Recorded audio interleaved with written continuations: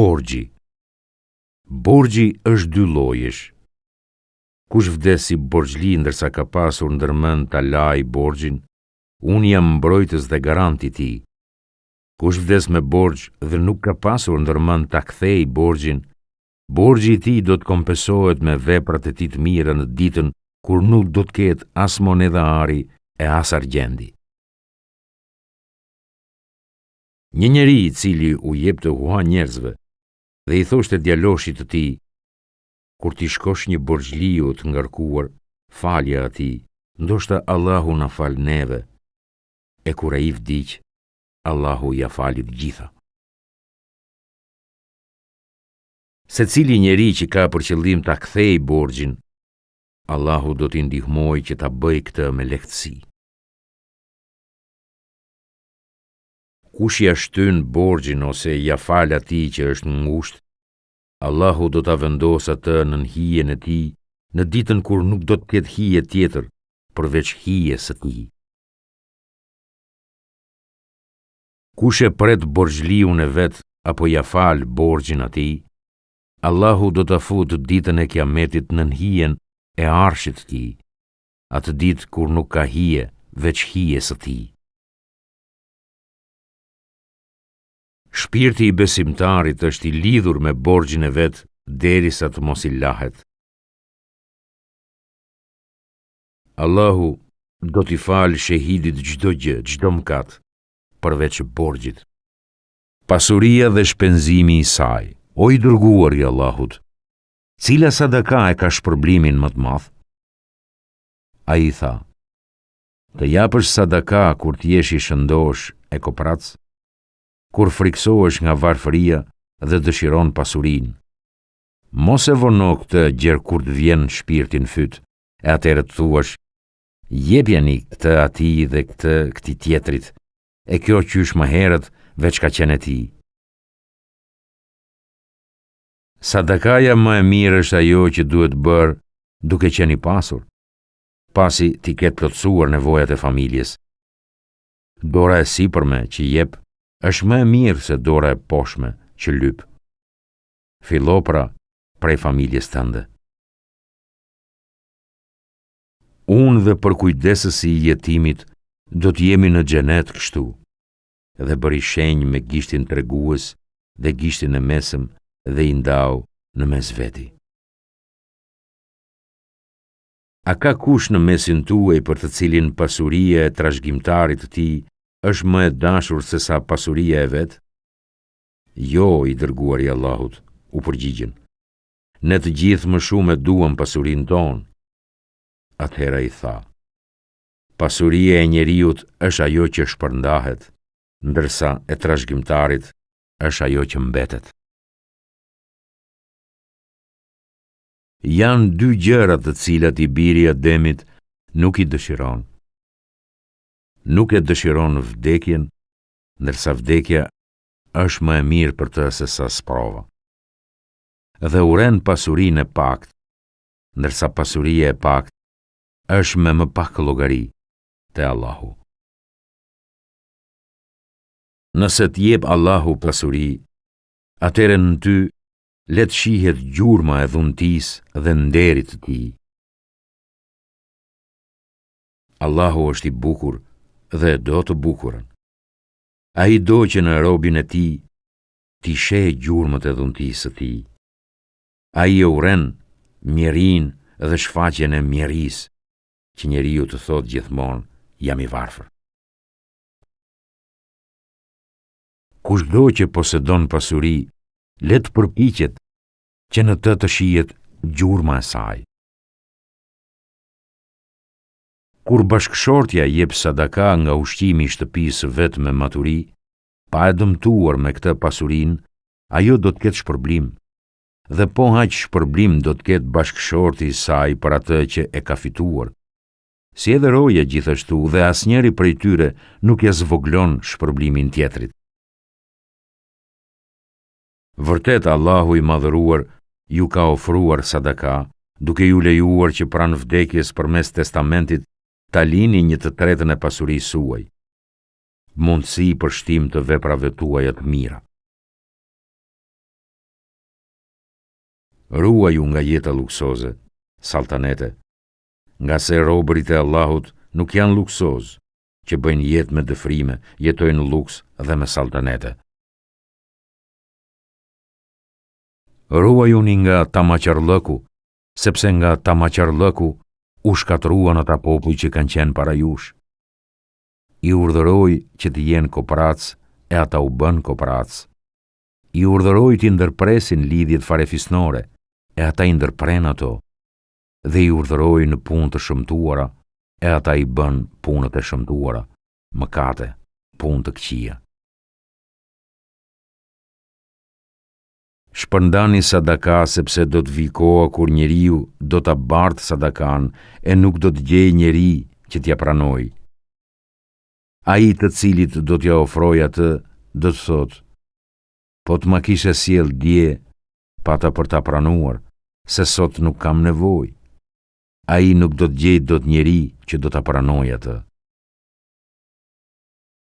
Jepni sadaka, qoftë edhe një kokër hurme, nga se ajo ndihmon të uriturit dhe shuan mëkatin si që shuan ujë zjarrin. Argtari musliman, besnik, që jep atë që urdhërohet edhe jep atë në tërësi, dhe është i kënaqur duke ja dhënë atë atij të cilit është i urdhëruar që t'ja jap, është njëri nga sadakadhënësit, shpërblehet si i tillë. Ajo që është më dorëlirë për jush, do të bashkohet me mua më shpejt në përjetësi. U përgjegj pejgamberi, paqja e Allahut qoftë me të, gravet të tij. 3 gjëra më të mira që njeriu i lë pas tij, pas vdekjes tij janë: fëmia i cili lutet për të, sadakaja e cila rrjedh e shpërblimi i saj arrin tek ai, dhe dituria nga e cila kanë dobi të tjerët pas tij. Mbrojeni nderin tuaj me pasuritë tuaja. Plakut trupi i dobësohet, ndërsa zemra e tij mbetet e re në dashurinë e 2 gjërave: jetës gjatë dhe lakmis pas pasurisë. Sadakaja që i jepet një të mjeri llogaritet si një lëmosh, kurse ajo që i jepet një të afërmi llogaritet 2. Njëra lëmosh e tjetra mbajtje e lidhjes farefisnore. Veprat e mira e ruajnë njeriu nga pasojat e këqija. Lëmosha që jepet fshehurazi e zbut hidhërimin e Zotit. Mbajtja e lidhjeve farefisnore e zgjat jetën. Secila vepër e mirë konsiderohet sadaka. Njerëzit e veprave të mira në këtë botë do të jenë njerëzit e veprave të mira edhe në botën tjetër. Njerëzit e veprave të këqija në këtë botë do të jenë njerëz të këqinj edhe në botën tjetër. Secili musliman e ka obligim dhënien e sadakas. Thanë: o pejgamberi i Zotit, e çka nëse nuk gjen? Ai tha: do të punoj me duart e tij, do t'i sjell dobi vetes dhe do t'i jap sadaka. Pastaj ju tha: e çka nëse nuk mund ta bëj këtë? Ai tha: do t'i ndihmoj të plogshtit dhe atij që ka nevojë. Pastaj ju tha: e nëse edhe këtë nuk mundet? Atëherë pejgamberi tha: le të urdhëroj për veprat mira apo për veprat hajrit. Ata thanë: e nëse edhe këtë nuk e bën dot? Ai tha: le të përmbahet nga sheri, të vepruarit veprat këqija. Kjo për te është sadaka. Transmeton Ebu Hurejre, paqja e Allahut qoftë me të, se i dërguari i Allahut ka thënë: me të vërtet Allahu i lartë madhëruar thot: jep robi im e unë do t'i jap ty.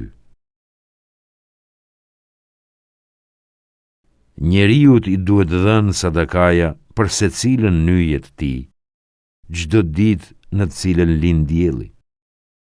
Pajtimi mes dy vetëve është sadaka. Nëse I ndihmon dikujt që të hip në kal, ose I ndihmon të ngarkoj barën mbi kal, edhe kjo është lëmosh. Fjala e mirë është lëmosh. Secili hap që bën për të shkuar në namaz është lëmosh. Edhe largimi I pengesave nga rruga është sadaka. Çdo dhënie hua është sadaka, konsiderohet sadaka. Se kur I biri Ademit, njeriu, të kishte një lugin me ar, do të dëshironte ta ketë të dytën. E po të kishte dy lugina, do të dëshironte ta ketë të tretin. Dhe gojën e tij asgjë nuk mund ta mbush, ngop, përveç dheut. Atyre që bëjnë pendim, Allahu ua pranon pendesën e tyre. Nuk është pasuri malli I shumt, por pasuria e vërtet është pasuria, kënaqësia e shpirtit. Ai që me sadaka ndihmon të tjerët apo farefisin e afërt, Allahu do t'ja shtojë pasurinë, kurse ai që fillon të kërkojë prej të tjerëve duke dashur që në atë mënyrë ta shtojë mallin, Allahu do t'ja paksojë atë që ka.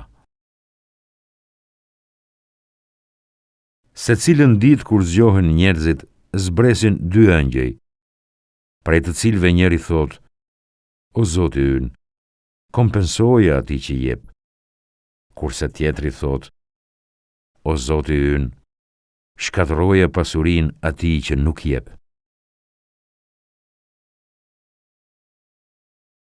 Kush e merr pasurinë e huaj me qëllim që ta kthej, Allahu do t'ja mundsojë që ta kthej. E kush e merr me qëllim që ta shkatërroj, shpërdor, Allahu do ta shkatërrojë atë. Pasuria të cilën njeriu e shpenzon për familjen e tij llogaritet sadaka. Mirë ata të cilët grumbullojnë pasuri, përpos ata që pasurinë e tyre vazhdimisht e shpenzojnë për të mirë.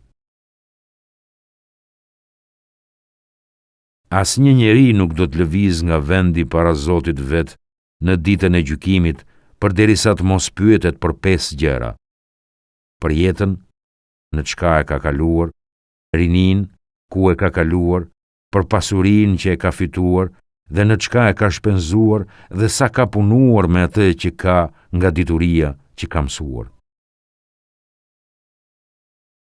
Nuk ka namaz pa abdes, e as sadaka, nuk pranohet e as shpërblehet si sadaka nga pasuria e fituar në mënyrë të palejuar.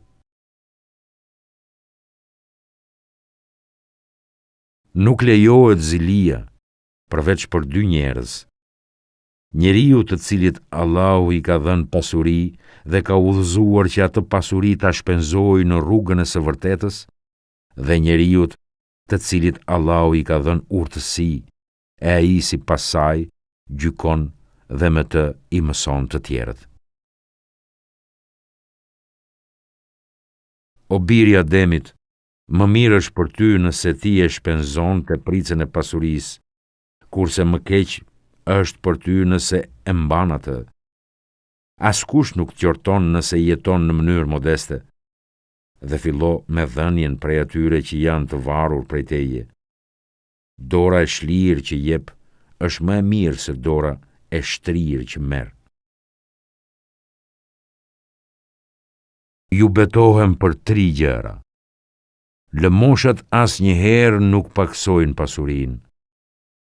Allahu do ta ngrejë nderin e njeriu që I është bërë pa drejtësi. E ai e përballon këtë me falje. Dhe Allahu pa dyshim do t'ja hapë derën e varfërisë njeriu që hap dyert e lypjes. Lyp nga njerëz pa nevojë. Risku dhe mëshira e Allahut.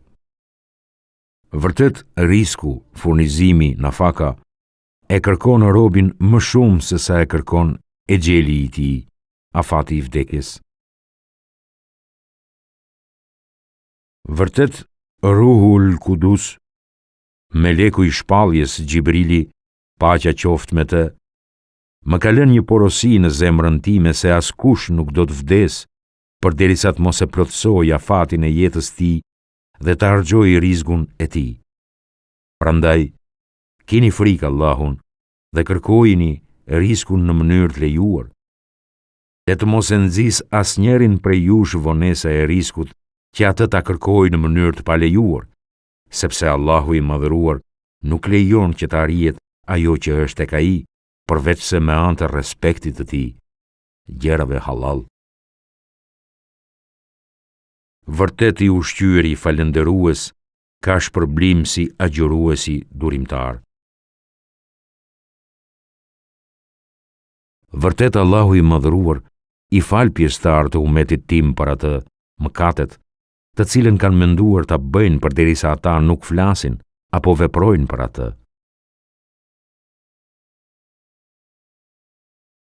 Vërtet Allahu do që të shfrytëzohen lejesat në dispozitat e sheriatit, ashtu siç urren që të veprohet sipas asaj që është ndaluar.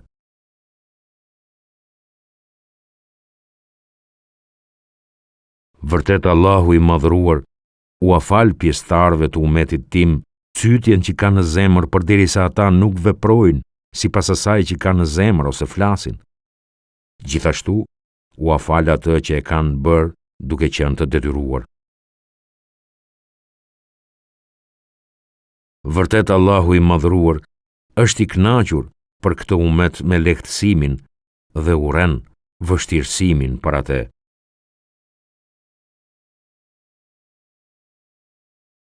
Të mirët në këtë botë do të jenë të mirë edhe në botën tjetër, ndërsa ata që bëjnë keq në këtë botë, edhe në botën tjetër do të jenë të këqinj.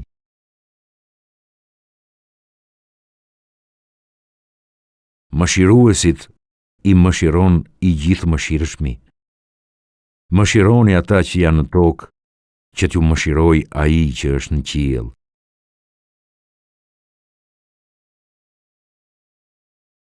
Allahu e mëshiroft një rob i cili është shpirt gjerë atëherë kur shet, kur blen, si dhe kur e kërkon kthimin e borxhit.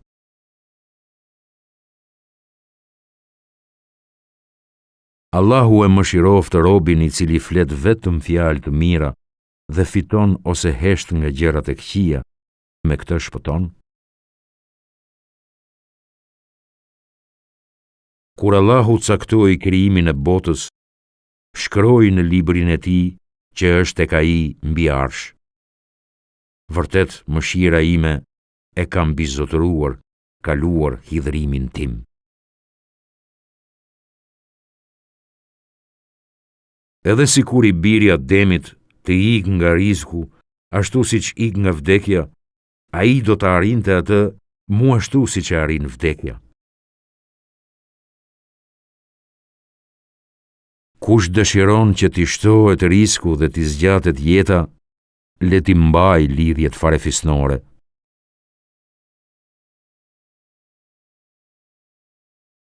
Umetit tim i është falur ajo që ata e bëjnë gabimisht pa dashje, me hares dhe ajo që bëjnë duke qenë të detyruar.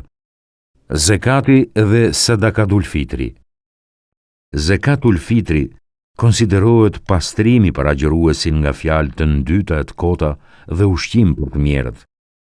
Kush e jep atë para namazit të Fitr Bajramit, ai konsiderohet zekat i pranuar, ndërsa kush e jep pas namazit do t'i konsiderohet lëmosh. Nga koka që ujitet nga rreshjet dhe ujërat rrjedhse, jipet e 10 nga të ardhurat e saj, kurse gjysma e të 10 nga toka e cila ujitet në mënyrë artificiale. Nuk ndodh që një popull të mos e jap zekatin e të mos mënjanohet nga shiu i qiellit. Sikur të mos ishin kafshët, për njerëzit nuk do të binte shi.